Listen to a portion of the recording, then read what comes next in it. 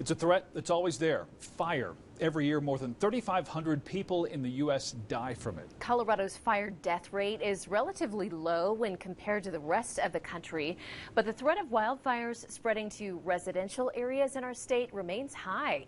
We've seen it so many times before, most recently in December when the Marshall Fire destroyed more than 1,100 homes.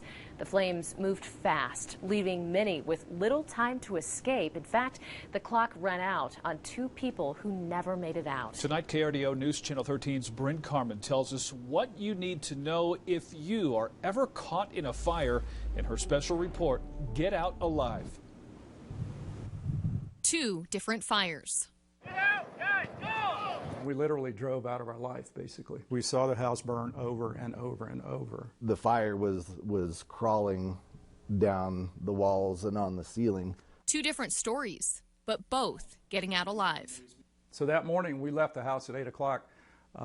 We didn't know it when that garage door closed. That was it, and you don't know. So people have assumed, well, at least you got back to evacuate. I'm like, you're not hearing what I'm saying. We never got back. Sid Webb watched his dream home burn from afar on June 11th, 2013.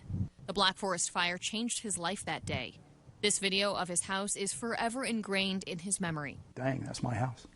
That's my house. Helicopter had flown over and captured a video of it. It was one of the first to go. 2 people died in the Black Forest fire. Aaron Moore was early to a house showing on May 24th, 2019, when he saw smoke coming out of the Regency Towers apartments and ran inside to help. Amazing thing to me was as much smoke as there already was that nobody had a clue. The conditions weren't good inside the senior living community, and most people couldn't get out quickly. The people that were very elderly, I knew they weren't going to be able to get out, and a lot of them probably were hard of hearing, wouldn't realize, so that was really scary. Moore carried people down to safety and worked to evacuate the building before firefighters took over. 1 woman died from smoke inhalation after that apartment fire. Ready for water on yellow line! Each month, Colorado Springs firefighters train here.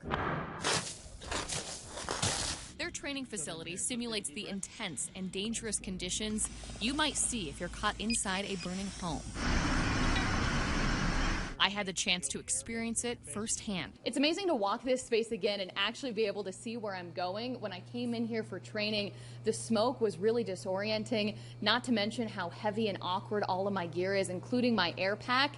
I didn't even see any flames in here. We got around the corner, and then when you first get sight of that fire, it's scary. I was in here with the pros. Captain Smaldino was walking me through the whole thing, but that really puts it in perspective. This is a training tower. Firefighters say a majority of those who die in fires don't have any burns. And you will die, and maybe the fire never gets to you. Very few people actually burn to death in a fire. They're overcome and asphyxiated by the smoke. Which is why getting low to the ground should be one of the first things you do, since smoke and poisonous air naturally rise. With more smoke and less oxygen, you can quickly become sleepy and disoriented. You should also try and cover your body with a coat or blanket to protect exposed skin, and close doors behind you as you exit. This can help slow the fire spread. It goes without saying, but getting out is your first priority. Never stop to gather things. Destruction was astoundingly catastrophic. The stuff is never coming back.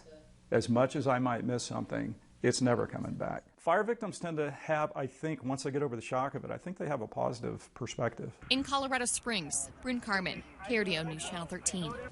Wow.